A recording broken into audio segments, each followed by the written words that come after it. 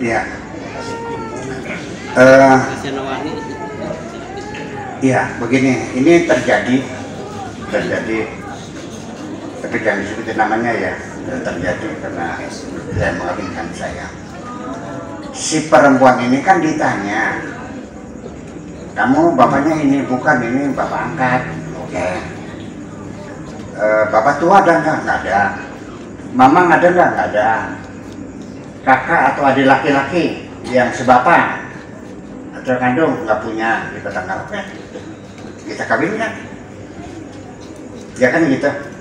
Pak Naib yang mengawinkan, kan boleh hakim. Pak Naib yang mengawinkan. Setelah menikah, ternyata dia masih punya paman, saudaranya bapak, tinggalnya di Sumatera, jauh pun. Ya terpaksa kita kawinkan lagi. Ya, karena perkawin pertama nggak sah karena masih punya wali. Kita kawinkan lagi. Ya kita musyawarah dengan kiai di kertas maya gimana? Ya udah kawinkan lagi aja. Jadi dipanggil pamannya, lalu dia mengawinkan lagi. Ya, jadi saya nikahkan keponakan saya, si nama Hasanah. Anaknya bapak ini saudara kandung saya dengan masalah sekian diulang lagi, itu yang terjadi. Nah ini seringkali pernikahan begini, nanti yang jadi kasus ketangguhan nikah itu tidak sah setelah dia punya anak. Nah gimana anaknya? Anak janda bukan anak bergola. Anak saya juga bukan anak. Ya ibu-ibu sekalian, ini mumpung pengajian penting sekali. Di Indramayu ini banyak suami kawin lagi, tapi kawin tersembunyi, ya kan? Kita bilang istri tuanya yang nggak tahu, anaknya tahu. Ini meninggal ini ya. Istri tua punya anak, istri muda punya anak, tidak saya mengenal. Ini anak laki-laki dari istri tua dengan anak perempuan istri muda jatuh cinta, kawin. Terjadi. Panennya juga kurang cerdas juga. Siapa namanya? Hasan. Oh iya. Suami kamu Hasan. Oh namanya bapak sama jamunya pada barangnya. Namanya Hasan juga. Dikawinkan. Ternyata ngomong-ngomong, ternyata dia itu anak istri muda, yang ini anak istri tua, bayangkan. Terus gimana? Ya udah dibatalin, bubar, udah selesai. Anaknya ya sudah, anak subhat namanya. Itu makanya bapak-bapak tolong kalau kawin lagi bilang ya. Assalamualaikum warahmatullahi wabarakatuh. Bismillahirrahmanirrahim. Tawakkaltu 'ala Allah. La haula wala quwwata illa billah. Asyhadu an la ilaha illallah wa asyhadu anna Muhammadar Rasulullah. Allahumma shalli ala sayyidina Muhammadin wa ala alihi wa sahbihi ajma'in, amma ba'd. Hadirin dan hadirat rahimakumullah. Tadi dalam tilawatul Quran sebelum acara dimulai dibacakan yang isinya adalah laqad kana lakum fi rasulillahi uswatun hasanah liman kana yarjullaha wal yawmal akhirah wa dzakarallaha katsiran. Saya terjemahkan dulu ke dalam bahasa Indonesia supaya kita paham. Laqad kana lakum fi rasulillahi uswatun hasanah. Di dalam pribadi Kanjeng Nabi Muhammad itu terdapat percontohan yang bagus. Di dalam diri Kanjeng Nabi ada contoh yang bagus yang bisa diteladani oleh kita semua. Siapa yang bisa dimangkana yarjullaha, bagi orang yang berharap ingin ketemu dengan Allah, wal yaumal akhir, dan bagi orang yang ingin selamat di akhiratnya, wa dzakarallaha katsira, dan yang banyak berzikir kepada Allah. Itu persyaratannya 3 yang bakal bisa meniru Kanjeng Nabi. Ini nanti yang kita bahas. Tetapi pertama-tama saya ingin mengatakan bahwa masyarakat Sumur Adem saya pastikan adalah masyarakat yang betul-betul mencintai Kanjeng Nabi Muhammad Sallallahu Alaihi Wasallam.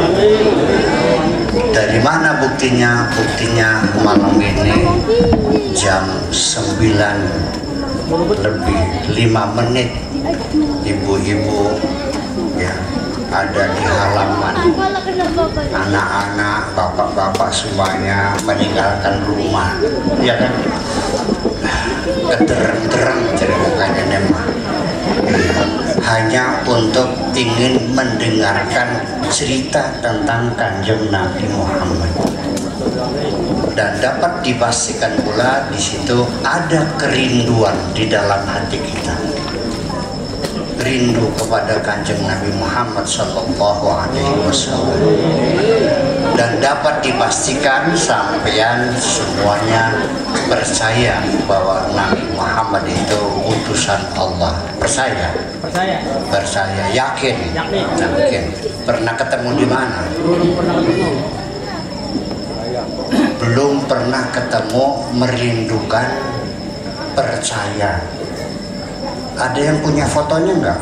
Enggak ada. Ketemu belum ada yang pernah. Yang punya kasetnya barangkali enggak juga. Enggak punya kasetnya, enggak punya fotonya, enggak pernah ketemu.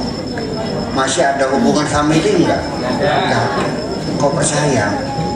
Ini satu hal yang tidak masuk akal sebetulnya. Orang percaya, tidak pernah ketemu, tidak pernah ngobrol, tidak punya fotonya, tidak punya kasetnya, kok bisa sampai merindukan dan jatuh cinta? Kan nggak mungkin. Kok bisa terjadi? Ya, nanti kita bahas. Sebaliknya, bapak-bapak, ibu-ibu sekalian, orang Arabnya sendiri yang hidup sezaman dengan Kanjeng Nabi, yang dulunya main bersama, waktu anak-anak main bersama, makan bersama, tidur bersama, main bersama ya. Dan mereka tahu Kanjeng Nabi itu orangnya jujur, nggak pernah bohong, selalu menolong orang, selalu mendamaikan orang bertengkar, orangnya dermawan, orangnya santun, segala macam sifat kebaikan diakui semua. Dan bahkan yang menjuluki Nabi Muhammad dengan julukan Muhammad Al-Amin adalah orang Mekah sendiri. Ya, tetapi ketika Kanjeng Nabi Muhammad menyatakan dirinya mendapat wahyu dan diangkat jadi Rasul, tidak ada yang percaya. Selama 13 tahun di Mekah, yang percaya bisa dihitung jari. Hanya istrinya, ya, terus saudara sepupu, ya, kemudian budak-budak sahaya, itu saja. Hanya beberapa gelintir, itu pun mau dibunuh. Sampai Nabi Muhammad akhirnya mendapat izin dari Allah untuk hijrah ke Madinah. 13 tahun lamanya. Lalu alasannya apa? Disebutkan dalam Al-Quran, mereka itu dalam surat Yasin yang berbunyi wasawa'un alaihim a'andartahum am lam tundirhum la yu'minun. Sawa'un alaihim, mereka itu sama saja. A'andartahum, kau berikan bukti, am lam tundirhum, atau tidak kau berikan bukti, la yu'minun, tetap mereka tidak mau percaya. Kanjeng Nabi membuktikan, aku ini utusan Allah. Kata mereka, mana buktinya kau Rasulullah? Nih batu gue gebuk nih, nanti keluar airnya, silakan pukullah. Nanti setelah saya pukul batu ini lalu keluar airnya, kamu percaya enggak? Mereka menjawab, pukul aja dulu. Iya, nanti saya pukul. Kalau keluar airnya, percaya enggak? Pukul aja dulu. Oke. Dipukul, pak, dipukul cur keluar airnya. Setelah mereka melihat sendiri batu itu mengeluarkan air, mereka percaya enggak? Enggak.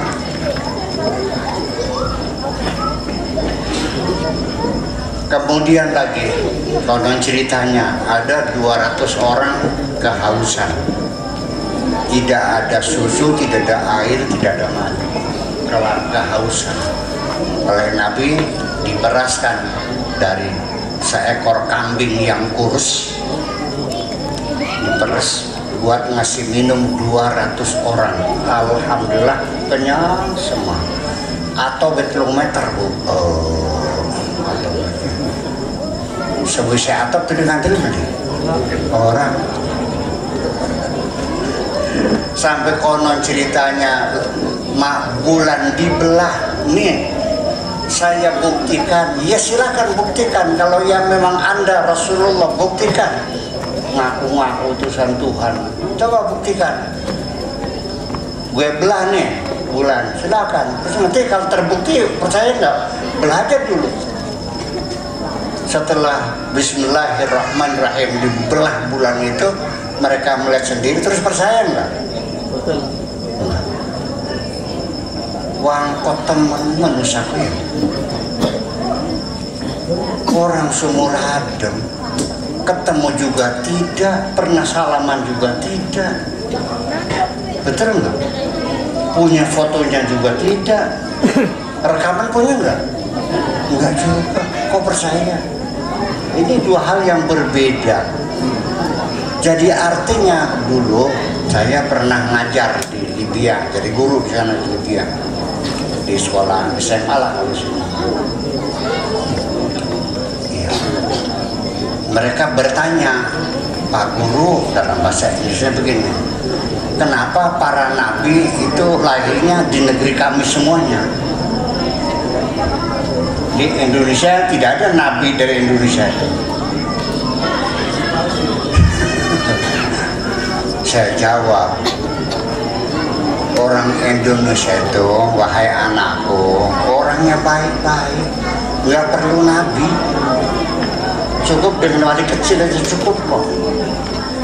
Kalau wali cilik juga ngaku cukup. Iya, pada asal bisa melakukan goreng banyu pisan, bagus diampuni tangannya.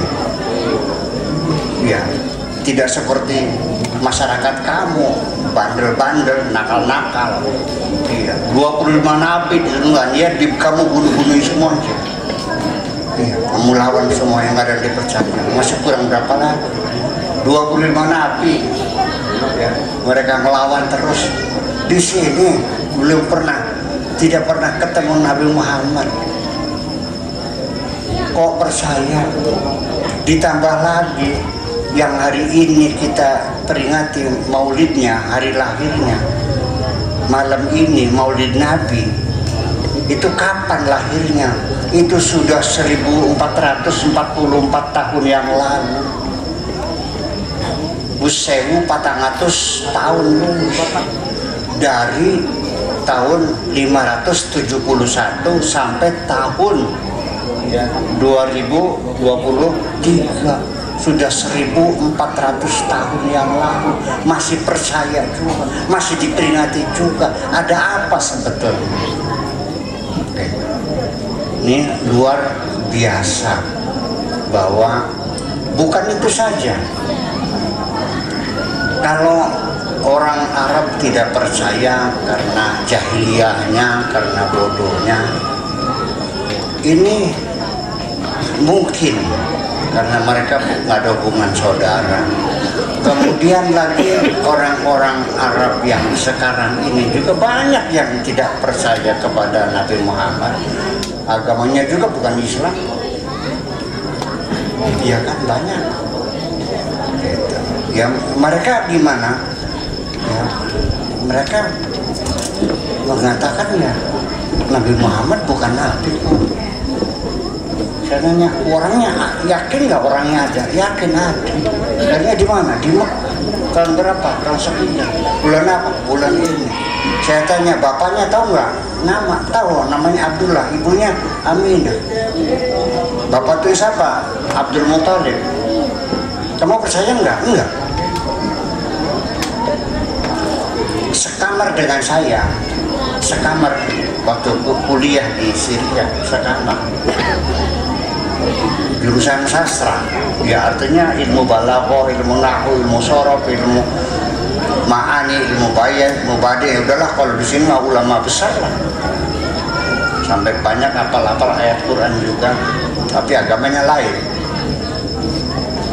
Gitu. Saya tanya gini, kamu dalam sejarah, mata pelajaran sejarah di sekolah SD, belajar nggak ada orang lahir namanya Muhammad? Iya. Terus dia berjasa mencerdaskan bangsa Arab yang jahiliyah, yang buta huruf, yang goblok, yang perang saudara bertahun-tahun, ya disulap oleh Kanjeng Nabi menjadi bangsa yang paling pinter salam dunia. Anda mengakui tidak jasanya? Mengakui. Hebat nggak? Hebat. Nabi bukan? Bukan.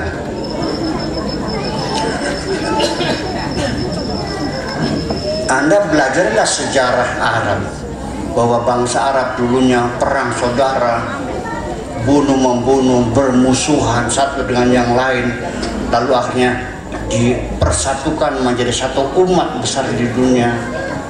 Fa'alafa baina qulubikum wa asbahtum bi ni'matihi ikhwana, menjadi bersaudara, mempersatukan.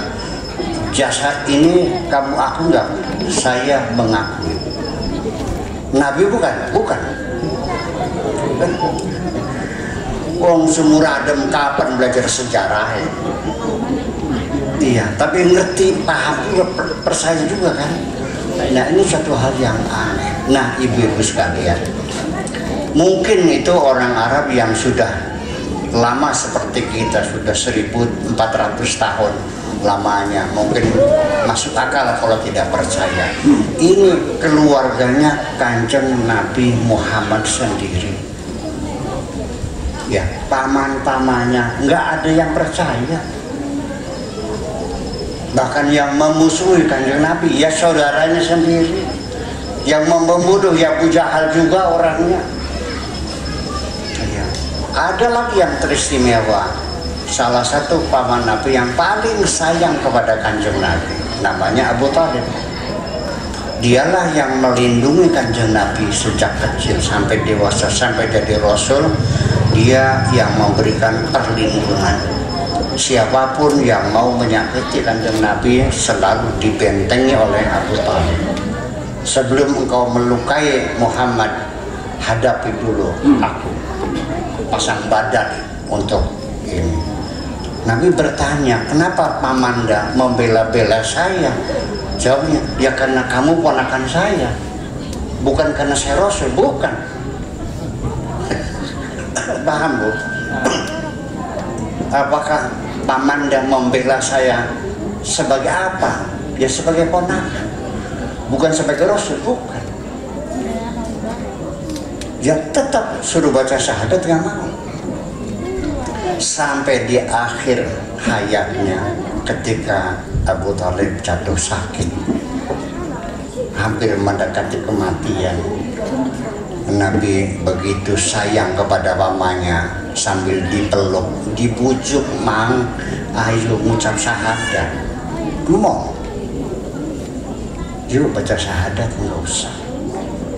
Udah yang pendek aja lah, la ilaha illallah, nggak usah. Sambil dipeluk, sambil dicium, sampai dijilati pusarnya, wudele dijilati. dibujuk tetap nggak usah. Terus di Sumur Adam di sini adakah yang wudelet ditilat Kanjeng Nabi? Langkah. Tapi nganter itu kan. Sampai akhirnya Kanjeng Nabi menghadap Allah meminta, ya, sambil sholat, sambil berdoa, ya Allah, berilah hidayah pamanku, wayang temen, ya, paman yang paling sayang, masa akan masuk neraka. Sambil menangis memohon kepada Allah, malah dijawab oleh Allahnya, tidak bisa. Ya Allah, berilah hidayah kepada pamanku Abu Thalib. Allah menjawab, tidak bisa. Innaka la tahdi man ahbabta walakinallaha yahdi man yasha. Engkau tidak bisa memberikan hidayah kepada siapapun yang engkau cintai. Yang berhak memberi hidayah hanyalah Allah Subhanahu wa ta'ala. Kayak sedihnya Kanjeng Nabi menangis. Udah, Allah berkehendak seperti itu. Itu. Jadi terjawablah pertanyaan saya, kenapa orang Sumur Adem tidak pernah ketemu Kanjeng Nabi, tidak pernah melihat kemujizatan Kanjeng Nabi. Kalaupun ya Al-Quran mujizat Kanjeng Nabi, yang maca beak yang belum bener, betul nggak? Masih ada nggak di sini yang Alhamdulillah Rabbil Alamin? Masih ada? Tapi ngantar belum? Bacanya aja masih berketak-berketak, tapi ngantar. Orang Arab yang sekamar dengan saya tanya, kan jurusan sastra, sama dengan saya, jurusan sastra. Nah itu, saya tanya, Al-Quran yang kamu baca itu ada salahnya enggak? Enggak ada. Bahasanya bagus nggak? Bagus. Isinya bener nggak? Bener. Dibacanya enak nggak? Enak.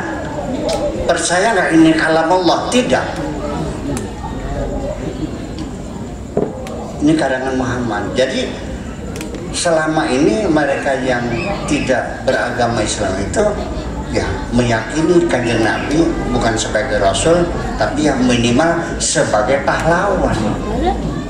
Jadi kayak orang Indonesia meyakini kepahlawanan Jenderal Sudirman.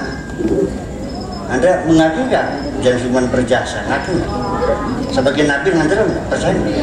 Sebagai Nabi Jenderal Sudirman sebagai Nabi percaya nggak? Sebagai pahlawan? Nah itu dia persoalan.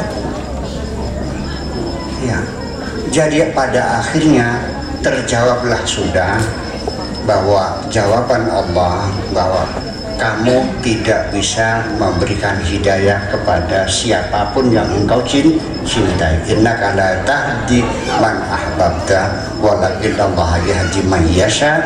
Tapi Allah lah yang memberi hidayah kepada siapapun yang dikehendakinya.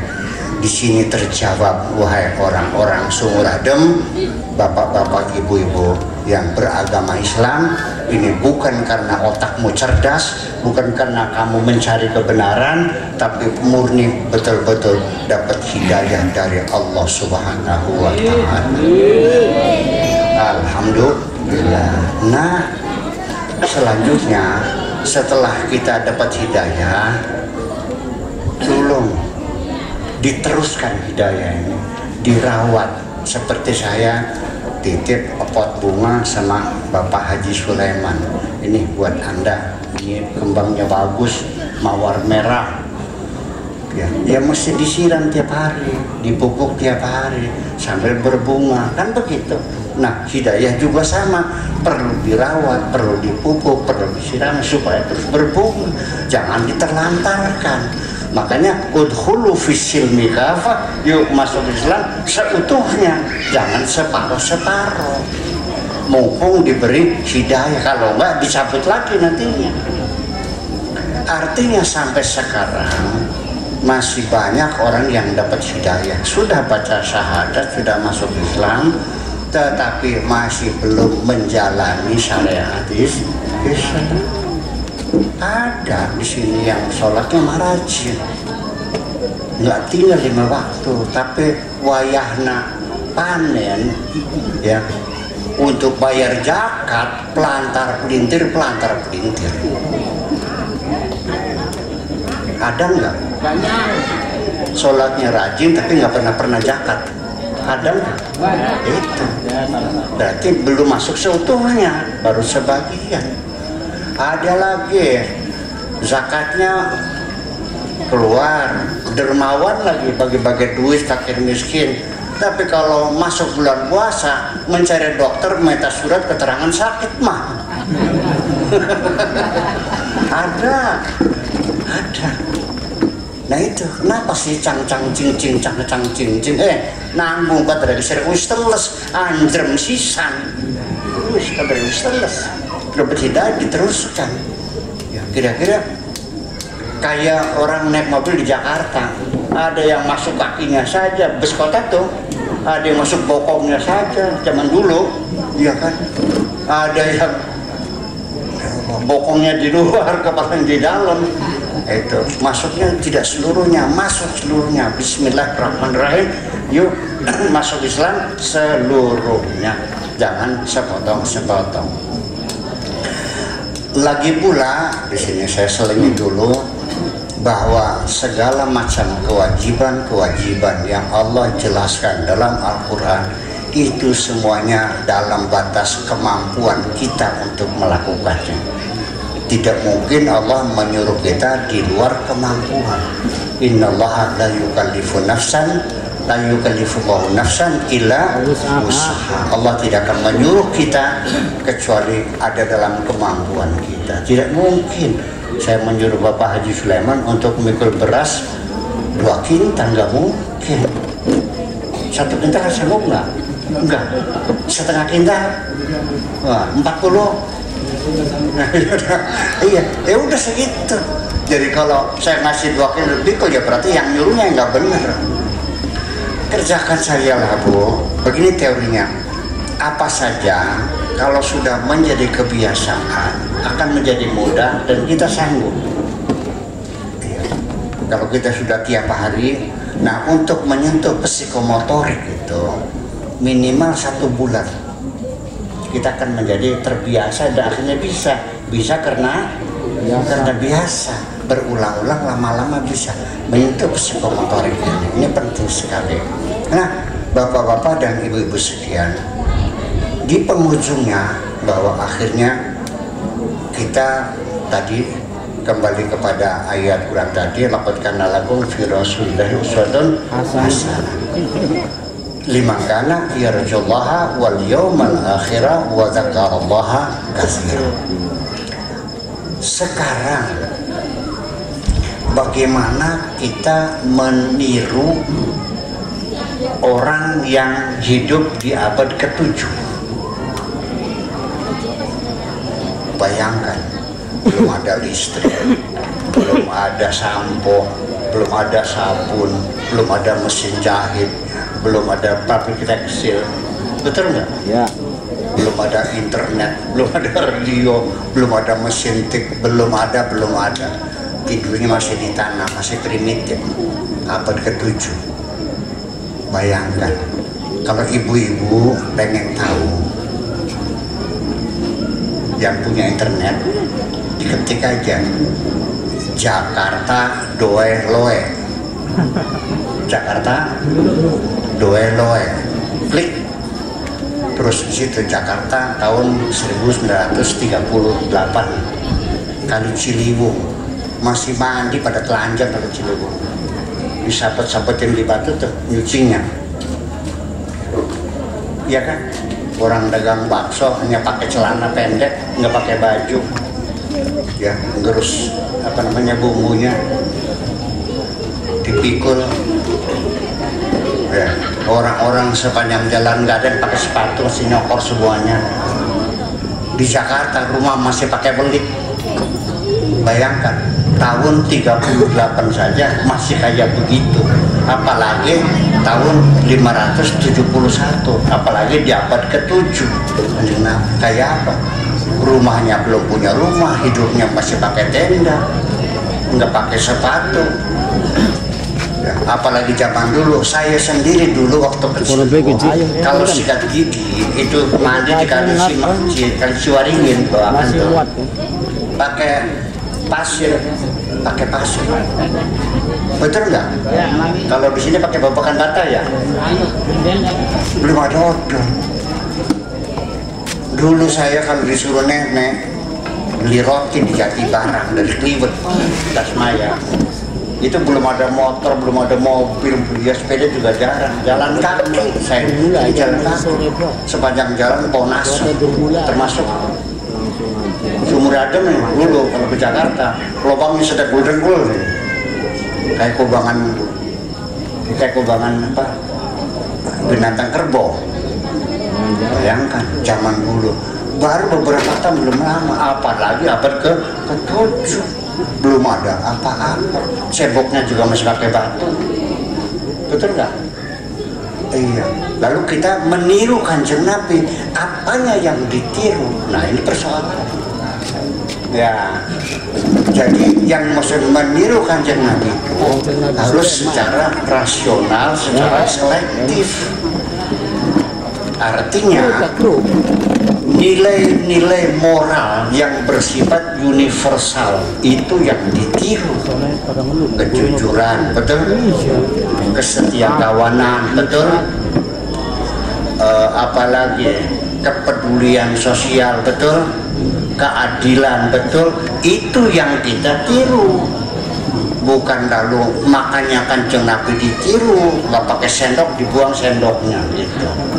Ya untung saja kalau makan sendirian di rumah nggak pakai sendok nggak masalah, tapi ketika makan bersama Bupati Indramayu ya bisa diusir kamunya, betul nggak? Sendoknya mikir Sunaroso katanya sih gimana lagi ya. Jadi ada orang yang berpahaman meniru Kanjeng Nabi secara letterlek apa adanya, sehingga ketika kita cebok dengan tisu bid'ah, nggak bisa. Kenapa? Karena Nabi tidak pernah menggunakan tisu. Ya benar, nggak pernah menggunakan tisu. Sebabnya apa? Nggak ke pabrik tisu. Dia belum ada tisu. Jadi pakai apa? Ya pakai batu. Ada yang begitu. Saya tidak menyalahkan. Saya tidak menyalahkan dan tidak mentertawakan. Ya sudah, kalau memang dia yakin bahwa pakai batu itu lebih sunnah daripada pakai lebih sah daripada pakai tisu. Sikat gigi pakai siwak, ya odolnya tinggal dibuang sudah, nggak pakai sikat gigi, pakai odol Pepsodent lagi, dipakai siwak aja, nggak ada masalah. Silakan secara pribadi, karena bagaimanapun saya harus menghargai kecintaan seseorang, kerinduan seseorang kepada Kanjeng Nabi, pengen meniru persis, silahkan, itu mah ada nilai plusnya. Saking senengnya, saking demennya, sampai bajunya ya dituru pakai jubah, pakai sorban, mobilnya dibuang-buangnya ganti pakai onta, ya enggak, silahkan. Boleh? Enggak terbelakang. Jangan menghina, saya tidak menghina. Itu boleh gitu, nggak ada masalah, saking cintanya. Pokoknya apa saja dalam pikiran kita, orang yang diidolakan oleh kita, cenderung kita menirunya. Ingat gak dulu waktu saya masih kecil, ada seorang penyanyi legendaris, ya, penyanyi lagu-lagu country di Amerika Serikat, namanya Elvis Presley. Pernah dengar nggak? Ya. Nah, iya. Celananya di paha merepet, lutut ke bawah, biar namanya cut bray, macet ngebray. Hampir sampai kampung cut bray semua. Betul nggak? Betul. Tuh. Terus ada lagi idola yang digemari anak muda, penyanyi pop juga, namanya Michael Jackson. Lagunya Thriller kayak gitu. Nah itu rambutnya dikriwil-kriwil. Santri saya ada yang rambutnya kayak Michael Jackson dikriwil-kriwil. Orang cinta seperti itu, nggak ada masalah. Baik, saya hormati. Berarti Anda betul-betul mencintai Rasulullah, nggak ada masalah. Tetapi ketika ingin meniru secara rasional, ya, meninggalkan cebok pakai batu, pakai tisu, ya jangan dibilang bid'ah dong. Itu aja kok, betul nggak? Ya. Iya. Jadi orang yang sikat gigi pakai Pepsodent jangan dibilang bid'ah. Dengan alasan Nabi tidak memberi contoh, itu kan bid'ah. Nabi kan pakai siwak. Waduh, ya kalau kita diajak berpola hidup abad ke-7 ya bingung saya. Itu. Jadi biarkan saja. Ada orang-orang yang otaknya di abad ke-7, kakinya menginjak abad ke-21. Otaknya tersangkut di abad ke-7, kakinya menginjak abad ke-21. Nggak ada masalah. Dia hebat, dia mencintai Rasulnya, ya silakan, go ahead. Gitu. Tapi tolong kalau makan pakai tangan, ya jangan dilakukan ketika Anda diundang oleh bupati, oleh gubernur, oleh presiden, ya jangan dong. Betul nggak? Ya iya. Habis minum terus kumur-kumur, kapur tuh dia gitu, kan dicicik jadinya tuh. Lah iya misalnya, termasuk juga meniru Kanjeng Nabi. Begini, ketika istri kita selingkuh, apa yang kita lakukan? Ada dua kemungkinan, ada kalanya dipecel atau disate. Kalau kita punya istri, ada dua kemungkinan, mungkin dipecel atau mungkin disate. Kalau ketangguhan istri kita selingkuh, betul nggak? Tapi kalau suami selingkuh, ketangguhan, bilangnya sunnah Rasul. Masa menyakiti istri sunnah Rasul? Bener sih aku. Bukan, istri itu manusia, bukan sih? Kok dikasih menyakiti istri kok sunnah Rasul? Oke. Nah itu, jadi artinya ketika kita meniru Kanjeng Nabi juga secara rasional, itu saja persoalannya. Nah nanti akibatnya dengan segala macam urunan hukum-hukumnya juga akan berubah semuanya. Dulu asal orang tua wali bapak itu tinggalnya jauh, ya 92 farsah sama dengan 90 kilometer, maka anak perempuan bisa nikah, tidak mesti harus walinya hadir, cukup dengan wali muhakam. Ini adalah putusan fikih zaman abad ke-8, abad ke-9 setelah Nabi meninggal. Jadi perempuan itu dulu ketika tahun abad ke-10, abad ke-11 di Indramayu, mungkin orang Indramayu ya kan gitu mau kawin, bapaknya tinggalnya di enggak orang 90 kilo ke Tasmaya sampai mana?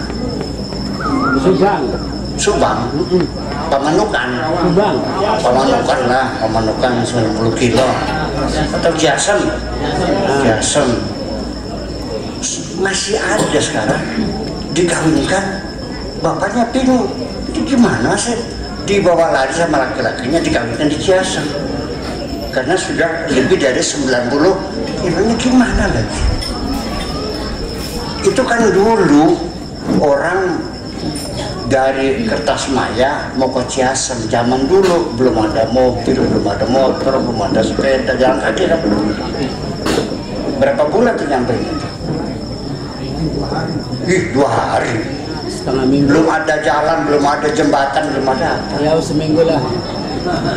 Ya, setiap menyeberang sungai ya bikin getek dulu. Dipangan buaya pisan. Jadi wajar zaman dahulu wali muhakam, ya sesepuh yang ada di situ mewakili bapaknya. Zaman sekarang ya nggak bisa dong. Nah ini juga mesti dipikir ke sana. Jadi rasionalisasi beragama perlu kita mulai sekarang ya, supaya kita betul-betul diupdate keagamaan kita nih. Ya, bapak-bapak dan ibu sekalian,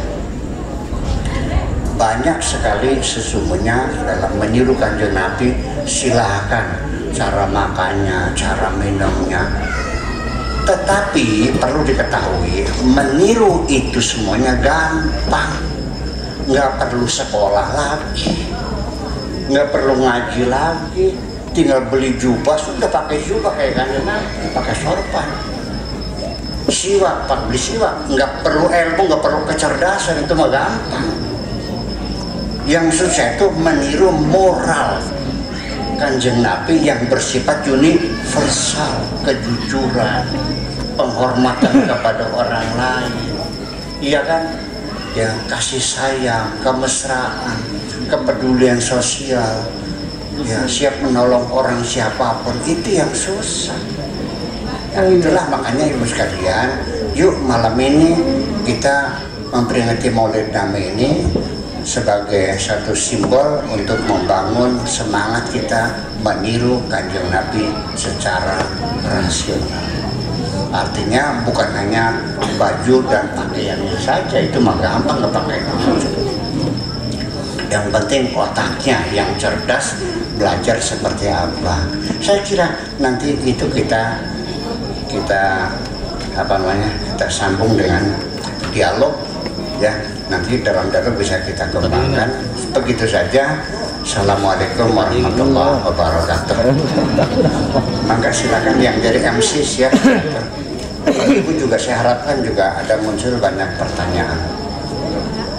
Bu, pertanyaan apa Bu? Ya biar suara penting ini gua cepat itu baik.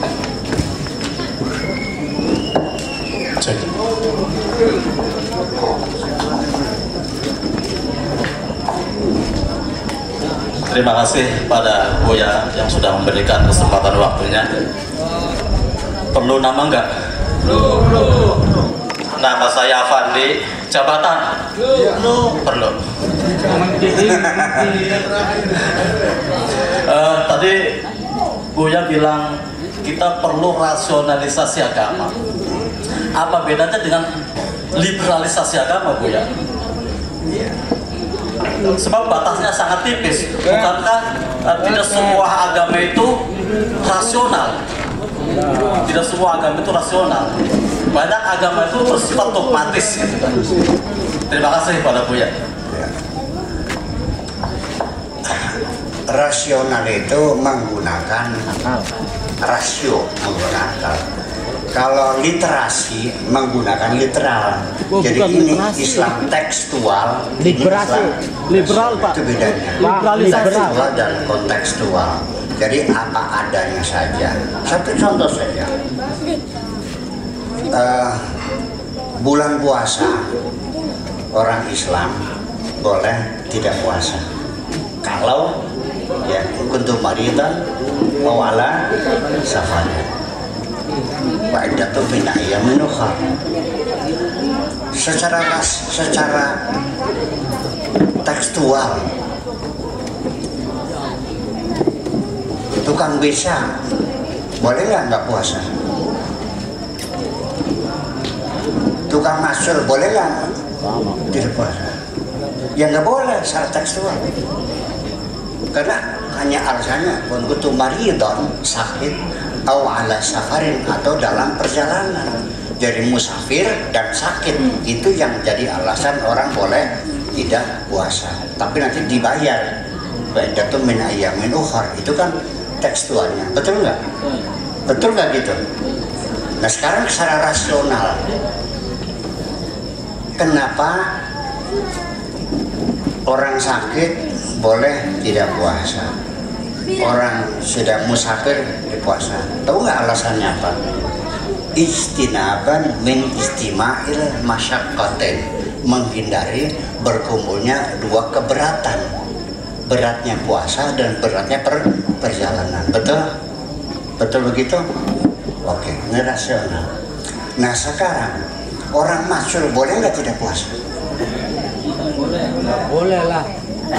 Nanti dulu nggak boleh secara tekstual. Udah.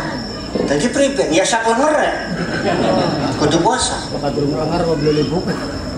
Nah sekarang saya mau nanya, saya dari Kertasmaya ke Jakarta naik mobil BMW seri 7, sing kayak ombak banyak pakai AC sambil denger lagu Celine Dion, ya, pakai AC, 2 jam nyampe.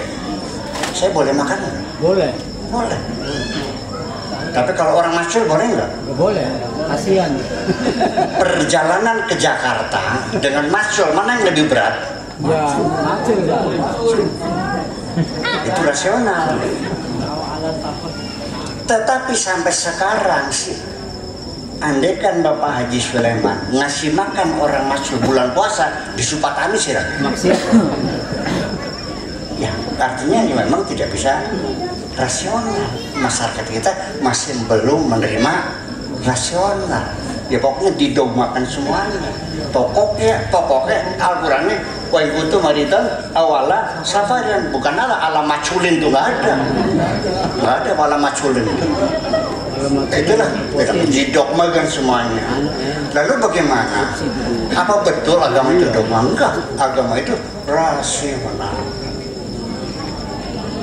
Berapa banyak Al-Quran mendorong kita untuk rasional. Sampai Al-Quran saja diturunkan dengan menggunakan bahasa Arab. Inna anzalnahu Qur'anan Arabiyyan la'allakum ta'qilun, surat Yusuf.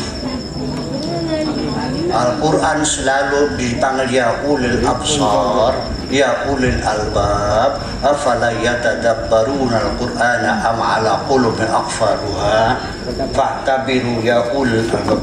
Kita selalu didorong untuk berpikir, lalu dari mana kita mengambil kesimpulan agama itu dogma? Bagaimana kita meyakini sesuatu yang nggak masuk akal?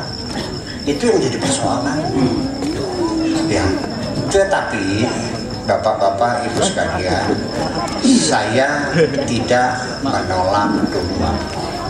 Saya menerima dogma. Memang ada hal-hal dalam agama yang tidak masuk akal. Tetapi bagi saya dogma itu sifatnya sementara. Ketika saya belum bisa menjawab, dititipkan dulu di kotak dogma, karena kita belum didukung dengan sains dan teknologi. Titip dulu ini kotak dogma, gitu. Begitu ilmu pengetahuan berkembang dan terjawab, ya kita ambil lagi, sudah selesai dogmanya. Nah ini banyak sekali. Dulu orang bertanya, kirim Fatihah itu bid'ah, siapa yang menyampaikan? Idza mata ibnu Adam in qata amalu illa min salasin. Udah mati ya udah, dikirim apa yang nyampe? Yang ngirim siapa? Tukang posnya siapa? Pakai Facebook, pakai Telegram. Dulu kirim Fatihah itu tidak akan nyampe. Nah sekarang dengan teknologi ini, Haji Leman berapa nomor rekeningnya? Oke, coba dicek masuk nggak? Diambil uangnya ada nggak? Yang nganter siapa? Saya kan Suka. dia nggak ada rumah lagi. Jadi kita memaklumi kalau orang mengatakan ini dogma karena belum terjawab secara sains dan teknologi. Terbiasa dogma itu aja persoalannya.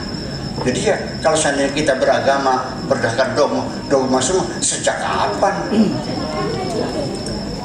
Silakan beragama, tapi jangan dengan cara seperti ini. Ada orang beragama, caranya seperti ini. Yang penting yakini saja. Nggak usah mikir ya. Pejamkan matamu, matikan lampu, tutup jendela dan pintu, percayalah. Wes, yang penting percaya. Wes, lampu dimatikan, jendela pintu tutup, mata merem, yang penting andel. Gitu tak cara beragama tuh. Ya kedong. Ya. La akla liman, la dina liman, la aklalah. Tidak ada agama itu, nggak wajib kalau otaknya nggak punya. Orang gila wajib beragama nggak? Kenapa? Dia kan nggak ada otaknya. Kan agama harus dipikirin, bukan di. Jadi itu kesalahannya.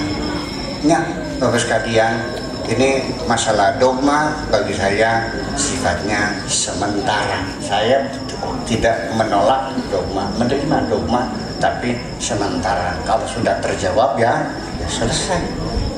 Ya kan begitu. Dulu para wali bisa ngobrol jarak jauh. Ngantel deh, jangan pengen. Orang ngantel pengen mah. Pengen orang ngantel. Bagaimana? Iya kan? Ya itu kan bohong. Masa ngobrol kelihatan? Setelah ada teknologi ternyata bisa nggak? Setting kan? Oh bisa. Jadi gelombang manusia juga sama, lebih canggih daripada gelombang elektronik. Kenapa? Nah, jadi artinya dulu orang menganggapnya dogma. Zaman dulu, sebelum ada pesawat terbang, sebelum ada nuklir, sebelum ada roket, sebelum ada drone. Ada orang tua bilang nanti besok di akhir zaman akan ada besi bisa terbang, nggak ada yang percaya kok. Betul nggak? Betul. Obat masa besi bisa terbang, dilempar itu jatuh lagi, nggak ada yang percaya, orang gila tuh. Tapi sekarang percaya nggak? Buktinya mana? Itu kan terjawab semuanya. Jadi jangan kau dogmakan selamanya, tidak. Dogma itu sementara, karena kitanya aja bodoh. Wa ma utitu minal ilmi illa qalila. Ilmu yang Allah berikan kepada kamu itu sedikit sekali. Jadi jangan sombong semuanya harus rasional. Ya tidak, dogma juga ada, tapi dogma juga sementara. Sementara ilmunya belum dibuka oleh Allah, itu aja persoalan. Oke. Tadi yang ditanyakan bukan literasi, liberal. Nanti. Iya, literasi. Bukan. Liberal. Tadi pertanyaan saya itu, Bu ya, bedanya tipis antara rasionalisasi agama dengan liberalisasi agama. Bukan literasi, liberalisasi. Sebab begini Bu ya, banyak kan kelompok-kelompok muda intelektual yang taruhlah JIL gitu kan, jaringan Islam liberal, dianggap sangat ke kanan gitu. Kalau tidak disebut kiri gitu kan, tidak diterima oleh. Nanti dulu Bu ya, di Nahdlatul Marom sendiri, yang kapasitas Buya selaku ketua Nahdlatul Marom tidak menerima referensi yang bukan mutabaroh itu kitabnya. Taruhlah kitab-kitab yang ditulis oleh intelektual zaman sekarang. Jadi rasionalisasi itu belum diterima oleh masyarakat Islam sekarang. Iya. Itu. Iya. Jadi makanya kita perlahan-lahan aja gerasa gerusu, semua ada takarannya. Kalau masyarakat belum siap rasional ya sudah, mesti baca tukaran. Saya juga dituduh liberal kok. Awit kapan saya jadi liberal? Yang ketua Nahdlatul Marom. Iya kan? Nah, itu artinya bahwa mampukah Nahdlatul Marom mengeluarkan fatwa hasil masanya tukang macul di sawah boleh tidak puasa? Berani nggak? Berani nggak? Secara rasional, capek mana orang masuk sama orang pergi ke Jakarta pakai mobil sedan? Kenapa orang naik ke Jakarta boleh tidak puasa, orang masuk tidak boleh?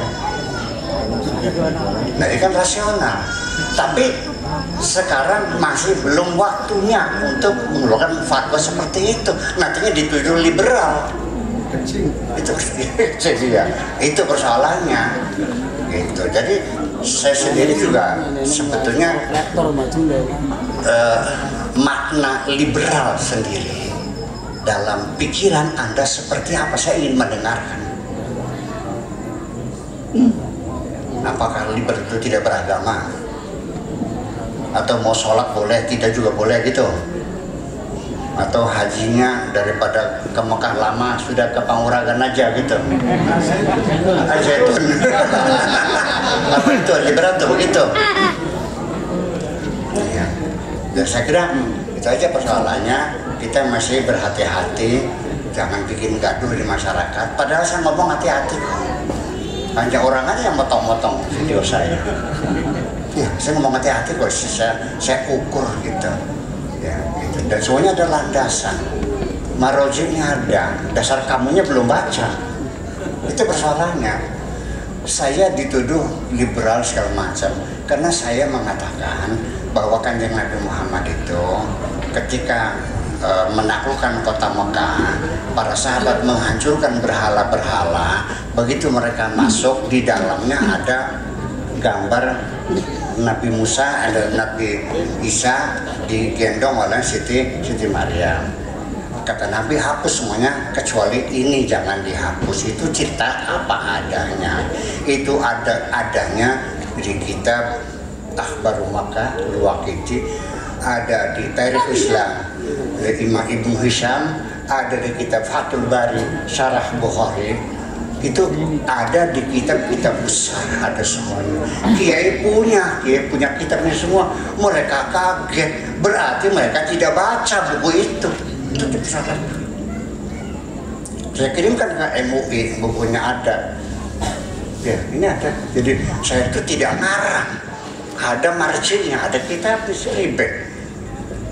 Ya, saya kalau tidak bisa baca kitab, tidak mungkin saya jadi ketua Najul Maram. Berbahaya. Betul nggak? Ya. Iya. Sampai di setiap YouTuber, para kiai, di belakangnya lemari kitab. Ya kan? Itu saya lihat bukunya ada, Fathul Bari itu ada di ruang kiai itu. Begitu saya cerita Nabi Muhammad marah begitu, mereka kaget. Berarti nggak baca kan? Ya. Kalau nggak baca yang salah siapa? Arya Sidua. Dan itu aja persoalannya ya. Oke. Nah nggak lanjut.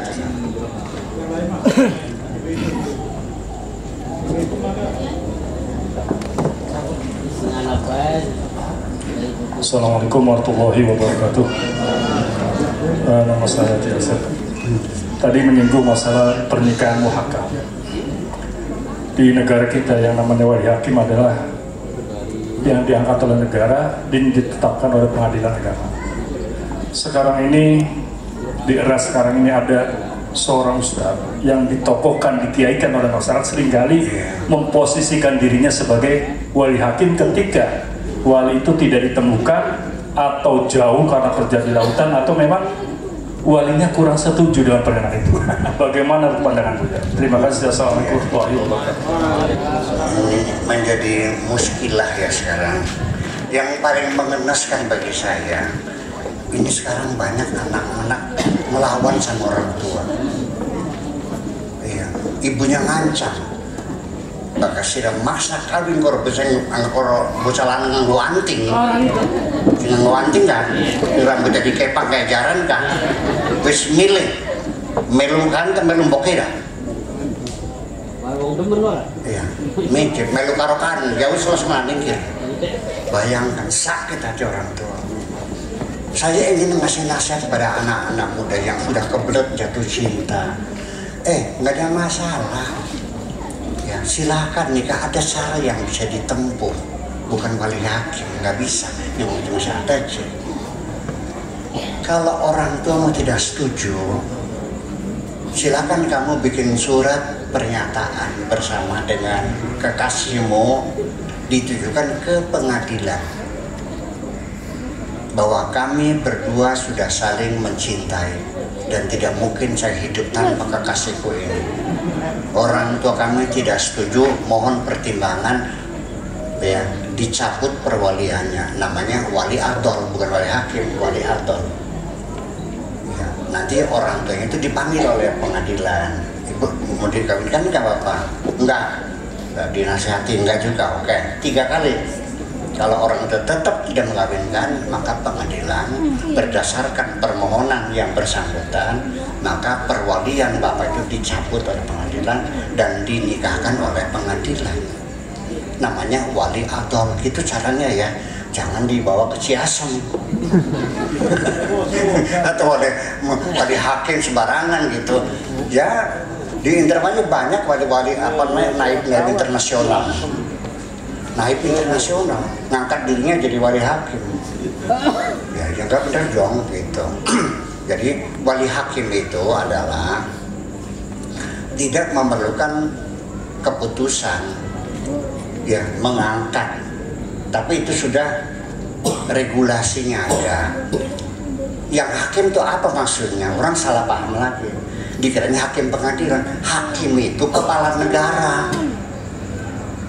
Jadi orang anak perempuan yang lahir tanpa bapak, anak janda, kalau mau kawin itu walinya Gus Dur. Ketika presidennya Gus Dur. Sekarang walinya adalah Pak Jokowi. Jadi ketika menikahkan itu tidak perlu diangkat lagi, tidak perlu SK baru, itu sudah otomatis. Presiden sibuk diserahkan kepada menteri, menteri sibuk serahkan kepada kanwil, kanwil sibuk serahkan kepada kakan depan atau kakamenak ya, kakamenak sekarang mah kakamenak melimpahkan kepada kepala KUA. Itu sudah otomatis, tidak perlu SK lagi. Nah, nanti ketika kepala KUA yang bersangkutan berhalangan, itu tidak boleh minta tolong kepada KUA kecamatan, nggak boleh, mesti dikembalikan lagi ke Kakamenak. Nanti Kakamenak yang di Indramayu baru memerintahkan naib di kecamatan yang ada waktu. Kemudian lagi nih, ada apa lebih nggak? Ada. Tapi saya kasih tahu Pak Lebih, kalau menikahkan wali hakim, tolong maafnya jangan dikewer-kewer, diceritakan kepada orang ada wali hakim, itu rahasia. Jangan kau ceritakan kepada siapapun.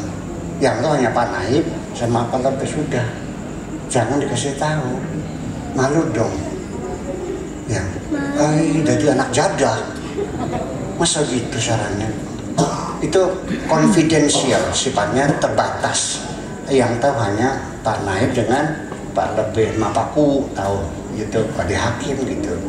Nah, kasusnya lagi ibu-ibu sekalian, ini yang kesulitan wali hakim nih. Dia anak pungut sejak kecil. Kata Pak Naib, ini yang mengawinkan bapak asli. Ya tapi ini kan saya pelihara sejak kecil. Saya mengawinkan, bapak bapak angkat nggak bisa bertengkar. Saya bilang, Pak Naib, kenapa nggak cerdas sih? Ngapain bertengkar dengan masyarakat? Kita kan nembong masyarakat, kalau belum siap ya udah, ya kan? Gini aja, gimana? Kamu bawa anak perempuan itu dengan lelaki yang dikawinnya, ya kan begitu? Dikawinkan di KUA, wali hakim di kantor, saksinya ya pegawai KUA, sudah selesai, berarti sudah sah kan? Nah, nanti bapak angkatnya itu silakan menikahkan lagi di atas meja, banyak tamu, siapa suka angkat silakan, itu sandiwara, saja tuh, ya. Gitu aja, dengan bijaksana, jangan bertengkar, percuma. Yang orang masyarakat biasa nggak paham, dikiranya melihara sejak kecil, berarti anak saya kan gitu. Ya, jadi ada wali hakim itu tidak memerlukan SK lagi dan tidak dibenarkan ada orang menikahkan orang sebagai wali hakim. Dasarnya apa? Ya kan begitu. Jadi wali hakim itu adalah, saya coba seorang naib, kamu naib, iya. Bagaimana ijab kabul ketika wali hakim? Saya mau dengar. Begini, zawaj tuka wa angkah tuka Hasanah binti Adam. Binti Adam, yang wali hakim jadi binti Adam, ya binti hakim dong. Zawaj tuka wa angkah tuka Hasanah binti hakim, tuh binti Adam. Binti hakim selesai. Tapi kalau itu binti Bapak Jokowi boleh. Iya. Tetapi kalau kita menyebutkan namanya, maunya pada waktu Gus Dur, Jawa itu kah Wangkah Toka Hasanah binti Gus Dur. Umpamanya ketika ijab kabul, tepatan 5 menit sebelum ijab kabul, Gus Dur meninggal dunia, ini bisa nggak sah karena sudah meninggal Gus Dur. Jadi yang lebih aman bintil hakim, hakim siapa saja. Begitu presiden meninggal ya wakilnya yang menggantikan. Mati lagi menteri pertahanan yang mengganti, seterusnya. Itu kira-kira pengertian wali hakim itu bukan pengadilan tapi penguasa. Dan itu secara undang-undangnya wali hakim itu ya secara otomatis tidak perlu SK lagi, langsung dari presiden ke menteri agama, ke kanwil, ke Kemenak sampai ke kecamatan-kecamatan yang itu dengan kepala kantor KUA. Begitu kira-kira.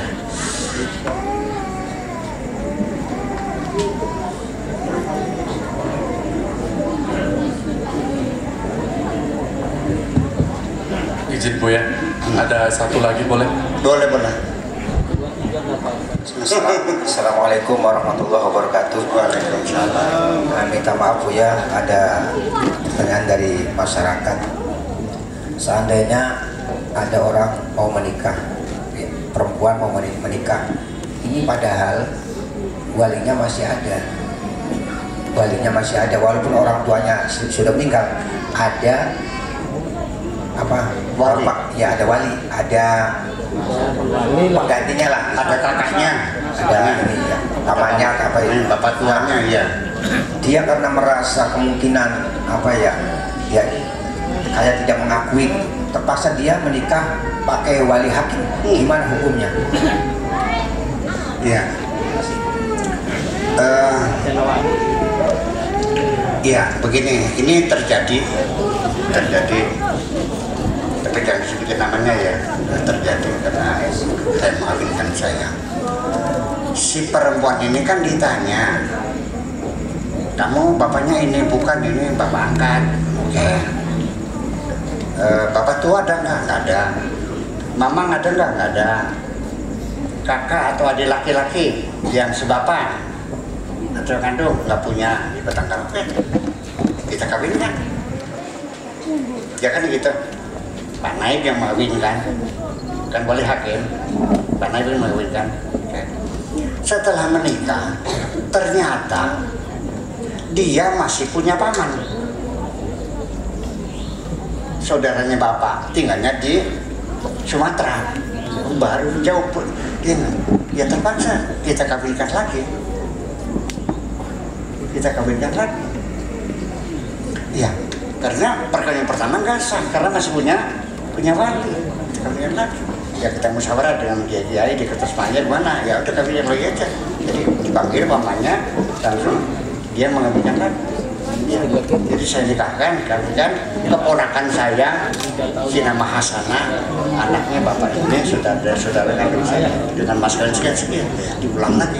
Itu yang terjadi. Nah ini seringkali pernikahan begini, nanti yang jadi kasus ketangguhan nikah itu tidak sah setelah dia punya anak. Nah gimana anaknya? Anak janda bukan?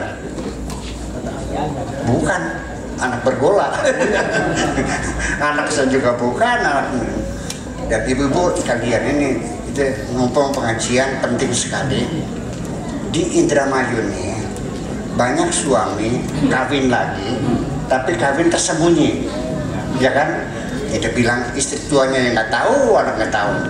Ini meninggal dunia, istri tua punya anak, istri muda punya anak, tidak bisa mengenal. Ini anak laki-laki dari istri tua dengan anak perempuan istri muda jatuh cinta, kawin. Terjadi. Panennya juga kurang cerdas juga. Siapa namanya? Hasan. Oh iya. Suami kamu orang Hasan. Oh namanya bapak sama jawab ada apa? Namanya Hasan juga. Dikawinkan. Ternyata ngomong-ngomong ternyata dia itu anak istri muda, yang ini anak istri tua, bayangkan. Terus gimana? Ya udah dibatalin, bubar, udah selesai. Anaknya ya sudah, anak subhat namanya. Itu makanya bapak-bapak tolong kalau kawin lagi bilang ya. Ini bahaya soalnya kesian kan. Iya, bilang itu bilang jangan sembunyi-sembunyi. Itu nanti berbahaya. Itu terjadi, bisa terjadi. Sekalipun kita pernah melihatnya sekali, tapi kan bisa mungkin berkali-kali. Gitu. Oke, satu lagi boleh? Enggak Pak, berarti tadi harus dinikahkan lagi. Kan sudah nikah, orang tua walinya nggak mau nikah tadi. Iya, dipanggil pengadilan. Iya kan, kemudian Pak, ini anakmu sudah saling mencintai. Khawatir nggak kalau dia bunuh diri? Ya kan begitu. Nggak bisa ngotot bawahnya. Sudah, kalau Bapak tidak mau nikahkan, kami pengadilan yang menikahkan. Namanya wali abdol namanya. Iya, ya itu sah nikah wali abdol. Atau Ustaz? Apa itu? Ya aku KUA. Bukan di pengadilan menikahkannya. Itu kewenangannya bukan. Kau nggak bisa menikahkannya. Ya, ke pengadilan yang menikahkan namanya wali abdol. Yaitu ada SK pencabutan perwalian orang tua. Ada keputusannya, kami nikah sendiri. Tapi sekalipun begitu, masih perlu dimediasi. Lebih baik yang menikahkan adalah walinya. Nih Pak, kalau nggak mau menikahkan, pengadilan menikahkan. Bapak nggak malu nih, masih punya anak nikahan pengadilan. Udahlah, Pak. Oke, ya sudah selesai, buat menikahkan gitu. Itu suratnya adalah sah. Begini lagi ini persoalannya. Ini antara undang-undang pernikahan sekarang sudah ada revisi lagi bahwa usia menikah laki-laki dan perempuan sama, yaitu umur 19 tahun. Dengarkan Bu, 19 tahun. Kalau kurang 19 tahun tidak boleh menikah. Dulunya sebelum ini perempuan 16 tahun, laki-laki 18 tahun. Sekarang disamakan jadi 19 tahun. Oke. Nah, kalau kita baca kitab kuningnya, tidak ada hukum Islam membatasi usia. Betul? Makanya Pak Naib sebelum Anda menikahkan, konfirmasi dulu, tanyakan di depan ini pada pengecekan ulang administrasi, apakah ada paksaan? Nggak ada. Usianya benar, nggak dibuat palsu, nggak asli. Nah itu, kalau nggak, naibnya bisa masuk penjara, menikahkan anak di bawah umur. Ini dulu tahun 1974 didemo oleh umat Islam di Indonesia ketika undang-undang pernikahan disahkan. Kenapa melarang, membatasi usia, padahal Allah tidak membatasi? Kafir, kawin paksa. Kalau anak perempuan itu gadis dan walinya bapak kandung, maka wali mujbir boleh memaksa anak perempuan yang masih gadis, sah kawinnya. Betul nggak? Setuju nggak? Nah ini persoalannya. Negara kafir, kenapa? Wa man lam yahkum bima anzalallah fa ulaika humul kafirun. Melarang kawin paksa, padahal kitab kuningnya Allah tidak melarang. Sejak zaman Nabi sampai tahun 60-an, tahun 74 tidak dilarang orang tua memaksa. Saya mau nanya, anak perempuan kamu itu manusia bukan sih?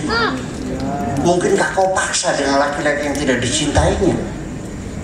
Undang-undang melarang, hukumnya Allah tidak melarang. Oh, jadi Tuhanmu membolehkan kawin paksa?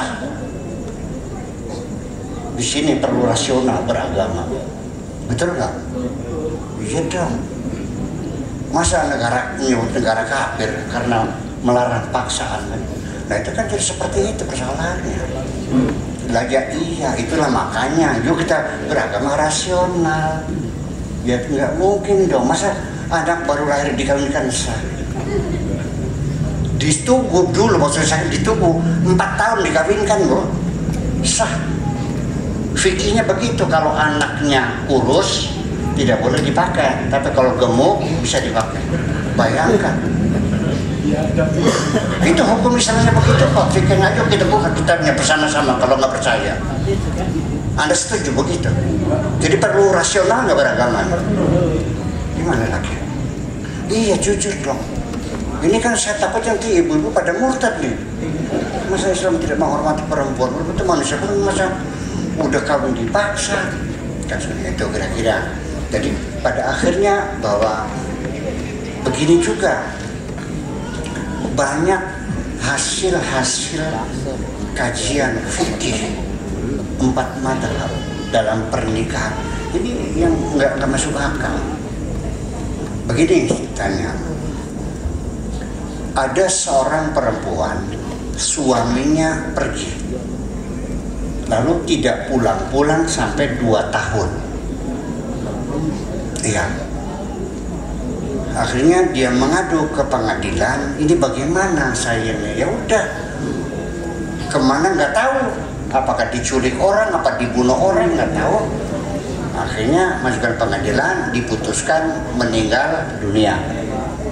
Nah, sejak dikeluarkan SK meninggal dunia, setelah selesai iddah, perempuan tadi kawin lagi. Nah, setelah kawin lagi punya anak 3. Setelah punya anak 3, suami yang dulu hilang itu datang. Nah, ini masalah nih begini. Datanglah ke Abu Hanifah, mazhab Hanafi, Abu Hanifah. Wahai Abu Hanifah, ini bagaimana hukumnya? Perempuan yang menikah, tiba-tiba suami dulu masih hidup datang lagi. Kata Abu Hanifah, pernikahan yang dengan suami yang kedua dinyatakan batal. Oke? Setuju. Terus bagaimana? Kembali kepada suami yang pertama. Betul. Setuju betul nggak? Pernikahan yang kedua dibatalkan, kembali kepada suami yang pertama. Tetapi ini anaknya 3. Ini anaknya siapa? Kata Abu Hanifah, anak suami yang pertama. Sok dibuka kitabnya. Nah, ya itu persoalannya. Ini Abu Hanifah yang berpendapat. Mau begitu jadi anak suami pertama? Bukan juga. Enggak, ini siapa? Nah, itu persoalannya ya. Jadi artinya kita rasional karena hukum itu akan berkembang sesuai dengan situasi dan kondisi. Hukum itu adalah selalu berkembang, kondisional. Beringan tuh masa aja hukum kondisional. Al-hukmu yaduru ma'illatihi. Begitu saya sebutkan dalilnya pakai bahasa Arab baru percaya konon.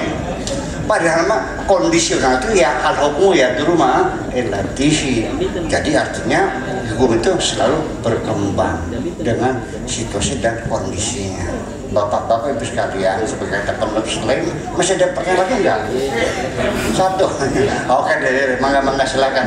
Terakhir ya nih ya. Iya. Oke. Assalamualaikum warahmatullahi wabarakatuh. Yang sering saya dengar ketika dalam pernikahan, bahasa Indonesianya seperti ini. Saya kawinkan dan saya nikahkan Syarif Mudaim kepada sabar Rabi. Oh dikit sabar Rabi. Syarifah.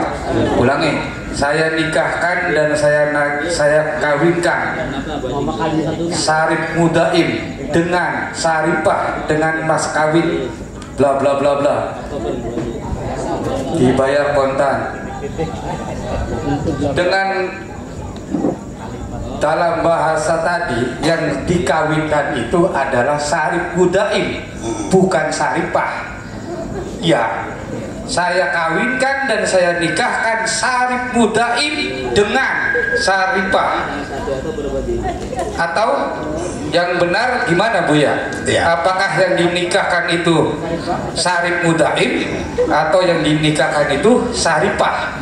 Terima kasih. Wassalamualaikum warahmatullahi wabarakatuh. Waalaikumsalam. Ini terakhir ya. Ya gini, bapak-bapak dan ibu sekalian,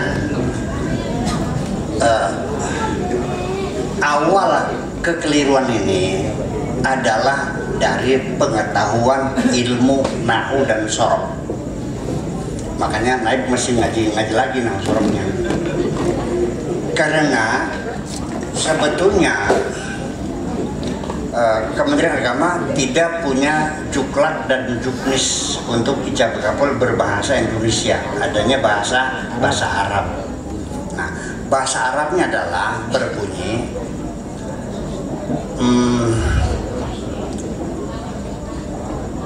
ini yang barangnya bapaknya langsung ya, atau naib deh. Saya itu paling sering mengawinkan orang karena bapaknya minta kepada saya untuk taukil pada saya. Nah, ketika itu saya sering melihat orang mengawinkan karena bahasa Arabnya zawajtuka wa angkahtuka Fatimata binti Hasan muwakkili bimahri kada wa kada halan. Diterjemahkannya, saya nikahkan dan saya kawinkan kamu dengan Fatimah anaknya Pak Hasan yang telah mewakilkan kepada saya dengan mas kawin sekian-sekian. Itu kelihatannya pas terjemahan itu.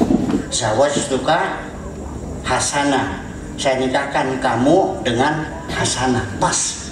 Di sini karena tidak belajar nahwu, bahwa zawajtuka domir muttasil situ adalah sebagai maf'ul tsani. Maf'ul awalnya adalah hasanah. Jadi zawajtuka hasanah bukan saya nikahkan kamu dengan hasanah, tapi saya nikahkan hasanah dengan kamu. Ya. Kalau kita bikin domirnya munfasil, maka berbunyi zawajtu hasanah iyyaka. Ya, karena mutasil maka qaddimil ittisala, domir mutasil itu harus didahulukan daripada isim zahir. Dalam bahasa Inggris juga sama. I give you money. Gimana bahasa Indonesianya? Saya memberikan uang kepada kamu. Saya menyerahkan uang kepada kamu. I give you money. I give, saya ngasih you, kamu. Saya serahkan kamu kepada uang, gitu. Di sini pesannya. Ketika maf'ul awal, maf'ul tsani sama-sama manusia, itu gak kelihatan salahnya. Tapi kalau salah satunya manusia, salah satunya barang, kelihatan salahnya. Saya nikahkan kamu dengan hasanah atau saya nikahkan hasanah kepada kamu, itu nggak kelihatan salahnya. Tapi ketika dua maf'ul itu yang satu manusia, yang satu benda, I give you money, terjemahnya bukan saya serahkan kamu kepada uang, tapi saya serahkan uang kepada kamu. Bapaknya bilang, Buya Sakur, tolong nikahkan anak saya bernama Hasanah, ya kan begitu, dengan laki-laki yang bernama Abdullah, dengan mas kesekian, nggih kula tampi mangga. Jadi saya mewakili. Maka saya dalam bahasa Indonesia mengatakan, wahai pengantin namanya Abdullah, Abdullah, saya nikahkan, saya kawinkan Hasanah, anaknya Bapak Haji Sulaiman yang telah mewakilkan kepada saya dengan mas kawin 3 juta dibayar kontan. Itu yang benar. Tapi kalau lihat dari struktur bahasa Arabnya, zawajtuka, jadi saya nikahkan kamu, itu kebalik. Jadi tolong diingatkan para naibnya, jadi bukan saya nikahkan kamu, tapi saya nikahkan Hasanah kepada kamu.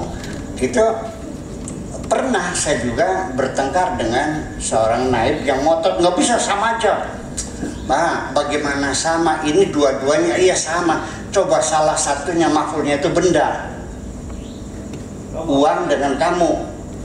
Saya serahkan kamu pada uang atau saya serahkan uang kepada kamu? Ya iya itu pesanannya. Jadi si Hasan ini, bapaknya Hasanah namanya Haji Sulaiman, menyerahkan saya, tolong kawinkan anak perempuan saya. Berarti yang dikawinkan siapa? Nah iya, anaknya Sulaiman yang mana? Kepada siapa dikawinkannya? Kepada Abdullah, kan begitu. Nah itulah persoalannya. Jadi ini penting sekali. Punten ini mak, saya mohon dengan hormat yang jadi naib. Kalau kurang pengetahuan nahwu dan sorobnya, cobalah belajarlah sedikit-sedikit supaya tidak keliru. Kemudian lagi, mumpung ingat lagi, ini sering kali mas kawinnya ini 3.250.036 rupiah. Bahasa Arabnya gimana? Nggak ngerti. Karena al-adad dalam ilmu nahwu itu bolak-balik. Kalau ma'dudnya itu mudzakkar, adadnya harus muannas. Salah satu rijal. Kalau perempuan salah satu nisa jadi salah satu. Kalau rijal salah satu. Kalau jumlah sudah belasan itu jadi tamyiz jumlahnya. Isrina rajulan. Nah itu nggak paham. Jadi punten ini mah para Bapak Naib ya, kalau Anda nggak bisa menyatakan jumlah bilangan bahasa itu rumit sekali ya lebih baik pakai bahasa Indonesia saja sih. Betul nggak gitu? Setuju nggak gitu? Terus juga yang penting kan sah, nggak pakai gaya-gayaan. Sekalian mumpung lagi ada saya tambahan ini terakhir. Ini saksi. Kalau mazhabnya mazhab Abu Hanifah, saksi itu hanya lidaf'il fitnah. Ya, artinya tidak menjadi syarat sah. Jadi kita nikahkan saja, setelah nikah kita bikin undangan, tamu hadir, kita umumkan bahwa anak saya sudah nikah. Itu saja. Tapi kalau Imam Syafi'i, saksi itu harus hadir fil majlis, harus hadir. 2 orang saksi harus hadir. Oke? Satu. Yang kedua, ayyakuna alimaini bilughatil aqdi. Harus paham dengan bahasa ijab kabulnya. Ini banyak sekali di kampung ya pengantinnya santri, tapi masyarakatnya nggak ada yang bisa bahasa Arab. Saksinya pamannya, tetangganya yang tidak bahasa Arab, ini kurang diperhatikan. Betul nggak? Iya, jadi dulu saksinya mana? Saya 2, bisa bahasa Arab nggak? Nggak bisa, udah bahasa Indonesia saja. Ini juga teguran saya, mohon diterima gitu, jangan tersinggung. Yang itu mengkona sih, ya kalau nggak terima ya udah nggak apa-apa. Saya mah gitu. Jadi baiknya gimana? Ya sudah, kalau tidak ada saksinya, itu kadang-kadang seledro, kita lupa kadang-kadang itu. Ya, dengan pernikahan banyak yang rumit sekali yang kurang diperhatikan. Nah, kenapa jadi harus tahu bahasa ijab kabulnya? Karena saksi menurut mazhab Syafi'i adalah sebagai syarat sah, sebagai rukun daripada pernikahan. Jadi tugasnya kalau terjadi ijab kabul salah, maka saksi membetulkan. Nah itu. Nah kalau nggak ngerti bahasanya, gimana membetulkannya? Dari mana dia tahu salah dan benar ijab kabulnya kalau tidak tahu bahasanya? Nah itu pertama. Nah kemudian lagi banyak sekali ijab kabul semacam itu tuh ada yang terakhir sekali yang bagi saya perlu disampaikan juga ya, mungkin insya Allah ini syarat taklif tolak itu persis kayak ancam-ancaman, nggak etis baru menikah aja. Apabila 1 menyakiti badan istri saya, apabila tidak memberi nafkah, apabila memberi nikah, maka jatuh talak 1. Gimana lagi? Nggak etis baru nikah aja, ancam-ancaman. Sangat tidak setuju. Iya, syarat taklif tolak itu tidak disunahkan, malah makruh sebetulnya. Iya. Jadi yang baik bukan syarat taklif tolak seperti itu. Setelah nikah itu ada surat perjanjian setia. Ya, setelah saya menjadi suami Hasanah, saya berjanji inilah pernikahan saya yang pertama kali dan yang terakhir kali.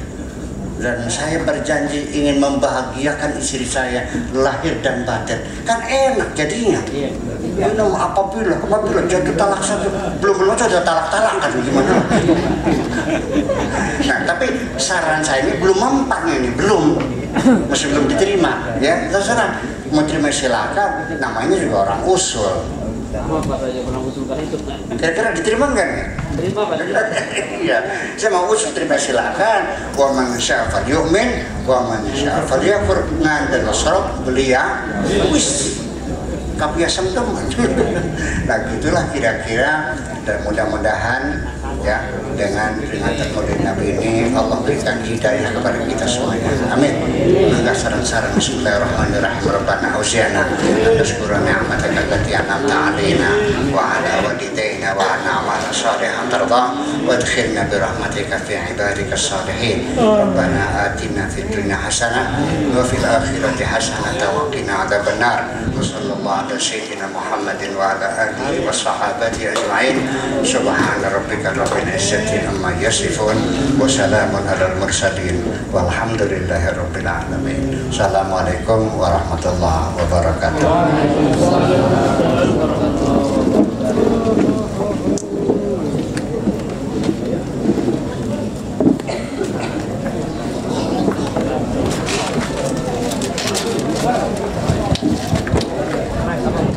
Demikian